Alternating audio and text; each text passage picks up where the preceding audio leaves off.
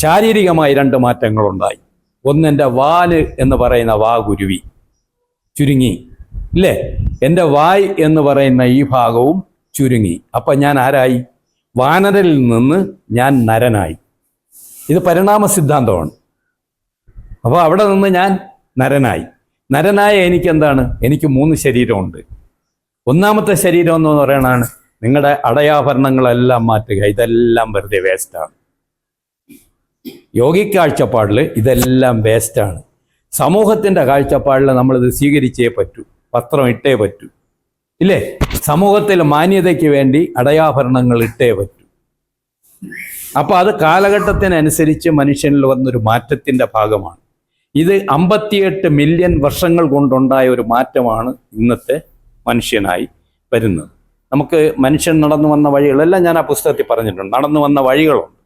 ആ വഴികളിൽ ആദ്യം നമ്മൾ പാലിൻ്റെ ഒരു ചെറിയ കടലിൽ കിടക്കുന്ന ഒരു മത്സ്യത്തിൻ്റെ ഇതാണ് തുടങ്ങുന്നത്. ആ മത്സ്യത്തിൽ നിന്ന് തുടങ്ങി മനുഷ്യനായി വരുന്ന ഈ കാലഘട്ടത്തെ സംബന്ധിച്ച് പറയുന്നതാണ് ദശാവതാരങ്ങൾ. അന്നത്തെ ആൾക്ക് അങ്ങനെ പറയാൻ പറ്റൂ. ഇപ്പം നമ്മൾ അങ്ങനെയല്ല. അതിന് ഹോമോസാപ്പിയൻസ്, ഹോമോഡ്യൂൻസ് എന്നൊക്കെ പറയും, ഇല്ലേ? അപ്പൊ ഈ മാറ്റം വരുമ്പോൾ നിങ്ങൾ പഠിക്കേണ്ടത് എന്താണ്? നിങ്ങളുടെ സ്ഥൂല ശരീരത്തെ ദിവസവും രാവിലെ ഒരു അരമണിക്കൂർ നിങ്ങളുടെ സ്ഥൂല ശരീരത്തെ കാണണം. അതിനാണ് നമ്മൾ ശവാസനം ചെയ്യുന്നത്. എല്ലാ അടയാഭരണങ്ങളും ഒഴിച്ചു വെച്ച് നമ്മുടെ ശരീരത്തെ നമ്മൾ പ്രയോഗിക്കുമ്പോൾ നമ്മൾ സൂക്ഷ്മ ശരീരത്തെ കാണാം. ആ സൂക്ഷ്മ ശരീരത്തിൽ എത്ര അവയവങ്ങളുണ്ട് പറയാമോ? അല്ല, സ്ഥൂല ശരീരം. ആ സ്ഥൂല ശരീരത്തിൽ എത്ര അവയവങ്ങളുണ്ട്? നമ്മുടെ ശരീരത്തിൽ എത്ര അവയവങ്ങളുണ്ട്? മോഡേൺ മെഡിസിൻ അനുസരിച്ച് 80 അവയവങ്ങൾ. 78 2015 വരെ. അതിനുശേഷം കണ്ടുപിടിക്കപ്പെട്ട 2 അവയവങ്ങളുണ്ട്. ഒന്ന് ഈ കവിളെല്ലാം ഇവിടെയും കൂടെ ചേരുന്ന ഒരു ചെറിയ അവയവം, മനസ്സിലല്ലേ? ഒരു എല്ലല്ല, ഒരു മാംസപിണ്ഡം. അതുപോലെ തന്നെ നമ്മൾ ഈ സ്ത്രീകളുടെ യൂട്രസിനകത്ത് മെസൻട്രി എന്ന് പറഞ്ഞ് ഒരവയവം. അതിനെല്ലാം മോഡേൺ സയൻസ് എന്തെന്ന് പറഞ്ഞാൽ രോഗമാണെന്ന് പറഞ്ഞ് കട്ട് ചെയ്ത് കളഞ്ഞു. അത് പ്രകൃതിയുടെ പ്രതിഭാസത്തിൻ്റെ ഭാഗമായി അവരുടെ യൂട്രസ് ഡെവലപ്പ് ചെയ്ത് അവസാനം ഇവർക്കിനി പ്രസവം വേണ്ട, ഇവർക്കിനി പീരീഡ്സ് വേണ്ട എന്ന് പറയുന്ന ഒരു കാലഘട്ടത്തിൽ അവിടുത്തെ മെംബ്രെയിൻ കട്ടിപിടിക്കും. ആ കട്ടിപിടിക്കുന്ന മെംബ്രെയിനകത്തേക്ക് ഒഴുകി വരും. എന്താണ്? സ്രവങ്ങൾ ഒഴുകി വരും. ആ സ്രവങ്ങൾ ആദ്യം സ്രവമായി നിൽക്കും. അത് ശരീരത്തിലെ സർക്കുലേറ്ററി സിസ്റ്റം പ്രോപ്പർ അല്ലെങ്കിൽ അതവിടെ കട്ട പിടിച്ചിരിക്കും. അതവിടെ നിന്ന് ടിഷ്യൂ ആയി വളരും. ആ ടിഷ്യൂവിനാണ് ഇവരെ അറുത്ത് കളയുന്നത്. 79ാമത്തെ അവയവം, ഇത് 80ാമത്തെ. എല്ലാം അംഗീകരിക്കപ്പെട്ട് മോഡേൺ സയൻസ് അംഗീകരിക്കപ്പെട്ടാണ്. എന്നാൽ സിദ്ധമുനിയുടെ കാഴ്ചപ്പാടിൽ നമ്മുടെ ശരീരത്തിൽ 44 അവയവങ്ങളാണുള്ളത് പ്രധാനപ്പെട്ട. അന്ന് അങ്ങനെ കണ്ടുപിടിക്കേണ്ട അവയവങ്ങൾ 44. അത് നിങ്ങൾ അറിഞ്ഞിരിക്കണം. ഏത് 44 അവയവം? ഈ 44 അവയവങ്ങളിൽ എത്ര രോഗം ബാധിക്കും എന്നുള്ളതും മുനി പറഞ്ഞിട്ടുണ്ട്. 444 രോഗങ്ങൾ നമുക്കുണ്ടാവും. ഈ 444 രോഗങ്ങളിൽ 4 എണ്ണത്തിന്, ഒരു രോഗത്തിന് ഒരു അവയവത്തിന് 10 രോഗങ്ങൾ. മനസ്സിലായല്ലോ? 4 രോഗങ്ങൾ എവിടെ വരുമെന്ന് കണ്ടുപിടിച്ചിട്ടില്ല. ആ 4 രോഗങ്ങൾ ഇന്ന് എവിടെയാണെന്ന് മോഡേൺ സയൻസിലുള്ളവർക്കും അറിയില്ല. പക്ഷേ സിദ്ധമുനി പറഞ്ഞത് നിങ്ങളിത് പഠിച്ചതിന് ശേഷം ആ 4 രോഗങ്ങൾ എവിടെ നിന്ന് ഉത്ഭവിക്കുന്നു എന്നുള്ളത് നിങ്ങൾക്ക് കണ്ടുപിടിക്കാൻ കഴിയും. അതിനുള്ള ചികിത്സ നിങ്ങൾക്ക് ചെയ്യാം. മനസ്സിലായല്ലോ? അതിനുള്ള ചികിത്സകളും അദ്ദേഹം പറഞ്ഞു. ഒന്ന്, സ്നേഹ പരിപാലനം, സ്നേഹലേപനം, അല്ലേ? ഇതെല്ലാം കൊണ്ട് നിങ്ങൾ സ്നേഹലാളനം. വയസ്സായി മരിക്കാൻ കിടക്കുന്ന ആളിനും വേണ്ടത് ഇത് തന്നെ. ജനിച്ചു വന്ന കുട്ടിക്ക് വേണ്ടതും ഇത് തന്നെയാണ്. അതാണ് ചികിത്സ. മനസ്സിലായല്ലോ? നമ്മളെ ശരീരത്തിലെ അവയവങ്ങളെ സ്നേഹത്തോടു കൂടി ലാളിക്കണം. അത് അച്ഛനാവാം, അമ്മയാവാം, നമ്മൾ സ്വയമാവാം. മരിക്കാൻ കിടക്കുന്ന ആൾ വരെ അതാണ് ചെയ്യുന്നത്. രണ്ടാമതെന്താണ്?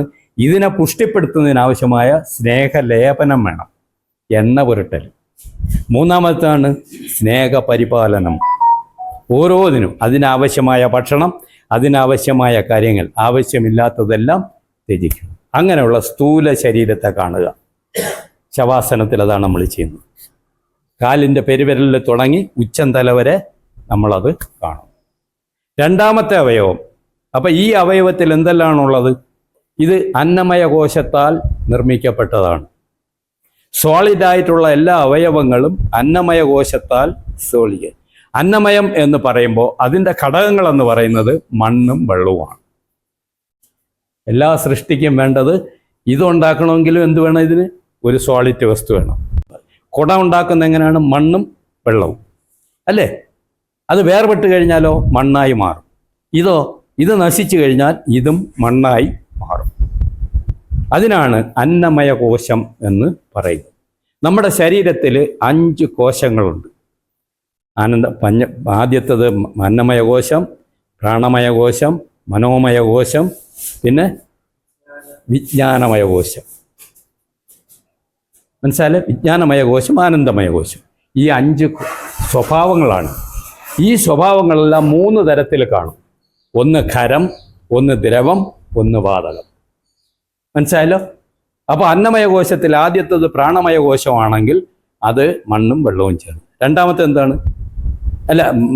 അന്നമയ കോശം ആദ്യത്താണെങ്കിൽ അതിലിത് രണ്ടുമാണ്, മണ്ണും. രണ്ടാമത്തേത് പ്രാണമയ കോശമാണ്. പ്രാണമയ കോശത്തിൽ എന്താ ഉള്ളത്? വായുവും ജലവും. മൂന്നാമത്തെ ആ പ്രാണമയ കോശം എവിടെ ഇരിക്കുന്നു?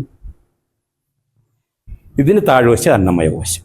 പിന്നെ നമ്മുടെ ശരീരത്തിൽ സോളിഡായിട്ടുള്ള എല്ലാ അവയവങ്ങളും. മനസ്സിലല്ലേ? പ്രാണമയ കോശം വായുവാണ് അല്ലേ? വായുവും ജലവും വരും. അത് ഹോളോക്കകത്തൂടെ കടന്നു പോകുന്ന വസ്തുക്കളാണ്. മനസ്സിലല്ലേ? അപ്പോൾ കരളിൻ്റെ ആയാലും ഹൃദയത്തിൻ്റെ ആയാലും അതിൻ്റെ കവറെന്ന് പറയുന്നത് എന്താണ്? അന്നമയ കോശം. അതിനകത്തൂടെ പോണതോ പ്രാണമയ കോശം. മൂന്നാമത്തതോ പ്രാണമയ കോശം ഊർജത്തിൽ നിന്നുണ്ടാകണം, അഗ്നിയിൽ നിന്നുണ്ടാകുന്നത്. അത് മൂന്നാമത്തത് എന്താണ്? വിജ്ഞാനമയ കോശം, അറിവുണ്ടാവണം അല്ലേ? ആനന്ദമയ കോശം, നമുക്ക് സന്തോഷം ഉണ്ടാവണം ജീവിതത്തിൽ. ആ സന്തോഷത്തിൻ്റെതാണ് ആനന്ദമയ കോശമായി നമുക്ക് കിട്ടുന്നത്. അത് നമ്മുടെ തലച്ചോറിൽ വരുന്ന 4 പ്രധാനപ്പെട്ട ഹോർമോൺസിൻ്റെ പ്രത്യേകതയാണ്. അതുണ്ടെങ്കിൽ മാത്രമേ ജീവിതത്തിൽ നമുക്ക് എന്തുണ്ടോ? സന്തോഷമുള്ളൂ. അപ്പോൾ അതവിടെ ഉണ്ടാവും. പിന്നെ മൂന്നാമത്തത് പ്രാണമയ കോശം, ആനന്ദമയ കോശം, വിജ്ഞാനമയ കോശം ഇവിടെ നിന്നുണ്ടാകുന്നു. അത് പ്രധാനമായി ജ്ഞാനത്തിൽ നിന്ന് ഉടലെടുക്കുന്നതാണ്. ജ്ഞാനം എവിടെയാണുള്ളത്? അറിവ് എവിടെയാണുള്ളത്? വലിയ ആളാണ്, ഞാൻ ഫിലോസഫറാണ് എന്നൊക്കെ പറയാം. പക്ഷെ ഈ അറിവ് എവിടെ നിന്ന് കിട്ടുന്നു? വിജ്ഞാനത്തിൽ നിന്ന് ജ്ഞാനത്തിലേക്ക് നമ്മൾ പോകും. അതുകൊണ്ടാണ് ശിവസംഹിതയിൽ പരോക്ഷജ്ഞാനവും അപരോക്ഷജ്ഞാനവും എന്ന് പറഞ്ഞ് 2ആയിട്ട് തിരിച്ചിട്ടുണ്ട്. പരോക്ഷജ്ഞാനം എന്ന് പറഞ്ഞാൽ കണ്ണുകൊണ്ട് കാണാൻ കഴിയുന്നതും ചെവി കൊണ്ട് കേൾക്കാൻ കഴിയുന്നതും അതുകൊണ്ട് തന്നെ രുചിച്ചറിയാൻ പറ്റുന്നതും ഇങ്ങനെയുള്ള 5 കാര്യങ്ങളാൽ, പഞ്ചേന്ദ്രിയങ്ങളാൽ അറിയപ്പെടുന്നതെല്ലാം അതാണ് ജ്ഞാനത്തിൻ്റെ ഉപാധികളാണ്. ജ്ഞാനമോ തലച്ചോറിലാണ്. നിങ്ങളുടെ മനസ്സെന്ന് പറയുന്നത് എന്താണ്? മനസ്സെന്താണ്? ഒരു സോഫ്റ്റ്വെയർ ആണ്. മനസ്സിലായല്ലോ? ആ സോഫ്റ്റ്വെയറിൽ എന്തെല്ലാം ഉണ്ടോ അതാണ് മനസ്സ്. ഈ സോഫ്റ്റ്വെയർ കയ്യിൽ വെച്ചുകൊണ്ട് നടന്നിട്ട് കാര്യമുണ്ടോ? ഇതൊരു കമ്പ്യൂട്ടറിൽ കണക്ട് ചെയ്യണം അല്ലേ? ആ കമ്പ്യൂട്ടർ ഇവിടെ തലച്ചോറിൽ അല്ലേ? അതൊരു മാസ്റ്റർ കമ്പ്യൂട്ടറാണ്. അതിന് 5 ലോബുകളുണ്ട്. 5 ലോബുകളാണ്. അതിൽ ഒന്ന് മിററാണ്, മിറർ ലോബാണ്. നിങ്ങളുടെ തലച്ചോറിൽ ഇവിടെ എല്ലാം ഉണ്ടെങ്കിലും തലച്ചോറിനകത്തെ ചിപ്പ് ഉപയോഗിച്ച് അത് സ്ക്രീനിൽ വരുന്നതാണ് മിറർ ലോബ്. മനസ്സിലായില്ലേ? അപ്പം കണ്ണിൽ ഞാനിപ്പോൾ സാറിനെ കാണുന്നത് തലകുത്തനെയാണ്. പക്ഷേ എൻ്റെ തലച്ചോറിൽ കണ്ടിട്ട് തിരിച്ച് ഞാൻ എൻ്റെ ബുദ്ധിയിൽ കൊടുക്കുമ്പോൾ നേരെ ഇരിക്കുന്നു. ഈ റൂമിലൊരു കൊച്ചുകുട്ടി 2.5 വയസ്സ് വരെയുള്ള ഒരു കുട്ടി ഇവിടെ കിടന്നാൽ അത് ഇതിനെ കാണുന്നത് ഈ പൊക്കത്തിലാണ്. അതുകൊണ്ടാണ് 2.5 വയസ്സിന് താഴെയുള്ള കുട്ടികൾ നമ്മളിങ്ങനെ ആകാംക്ഷയോടുകൂടി നോക്കും. കാരണം നമ്മുടെ ശരീരം ഒരു ഭീമാകാരമാണ് അതിനെ സംബന്ധിച്ചിടത്തോളം, കണ്ണ് രൂപപ്പെട്ട് വരുന്നത് വരെ. മനസ്സിലായല്ലോ? അപ്പോൾ ആ രീതിയിൽ വസ്തുക്കളെ കണ്ടറിഞ്ഞും കേട്ടറിഞ്ഞും തൊട്ടറിഞ്ഞും രുചിച്ചറിഞ്ഞും 5 രൂപത്തിൽ നമ്മൾ മനസ്സിലാക്കുന്നു ഇല്ലേ? അപ്പോൾ നമ്മളെ സ്ഥൂല ശരീരത്തെ നമ്മൾ എന്ത് ചെയ്യണം? ഈ 5 ബുദ്ധി ഉപയോഗിച്ചു നമ്മൾ നോക്കണം. കാല് ഇവിടെ ഇങ്ങനെ മടക്കിയിരുന്നപ്പോൾ മുട്ടിനൊരു വേദന ഇല്ലേ? ആ മുട്ടിൻ്റെ വേദന എന്താണെന്ന് ചിന്തിക്കാതെ നമ്മൾ ഇവിടെ നിന്ന് ഇറങ്ങിപ്പോകുന്നു. ഈ മുട്ടിൻ്റെ വേദന ഈ പറഞ്ഞ 5 ഇതുകൊണ്ട് നമ്മൾ മനസ്സിലാക്കിയാൽ കുറേ സമയം മടങ്ങിയിരുന്നത് കൊണ്ടാണ് ഇങ്ങനെ സംഭവിച്ചതെന്നറിയാം, അല്ലേ? അപ്പോൾ ആ മുട്ടിൻ്റെ ഘടനയെക്കുറിച്ച് നമ്മൾ പഠിക്കും. മുട്ട് പുറത്തല്ല വേദന, അകത്താണ്. ചൊറിയാണെങ്കിൽ ഇവിടെ കാണാം, പട്ടി കടിച്ചാൽ അറിയാം, അല്ലേ? അപ്പോൾ നമുക്ക് തൊട്ടറിഞ്ഞും കണ്ടറിഞ്ഞും മനസ്സിലാക്കാൻ കഴിയുന്നതെല്ലാം ഏതാണ്? സ്ഥൂല ശരീരത്തിലെ അനുഭവങ്ങളെയാണ്. എന്നാൽ അതിനകത്തൊരു ശരീരമുണ്ട്, അത് സൂക്ഷ്മ ശരീരമാണ്. ആ സൂക്ഷ്മ ശരീരത്തിൽ പ്രധാനമായിട്ടും നമുക്കുള്ളത് ഈ നേരത്തെ പറഞ്ഞ കാര്യങ്ങളാണ്.